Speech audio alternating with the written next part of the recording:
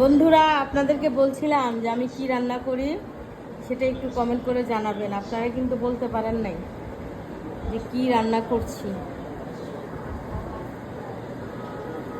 তো যাই হোক, আজকে এই রান্নাটা করলাম।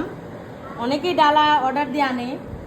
আমার কথা, আমি ডালা অর্ডার দিয়ে, যে টাকা দিয়ে ডালা অর্ডার দিয়ে আনবো সেই টাকা দিয়ে আমি বাসায় পেট ভরে শান্তি করে খাবো।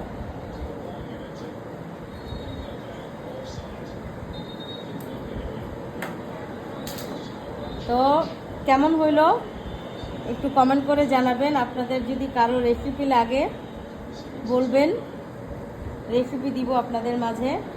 আমি কিন্তু রাঁধুনি না, তারপরে চেষ্টা করি এইভাবে রান্না করে করে পরিবারের সবাইকে খাওয়াইতে।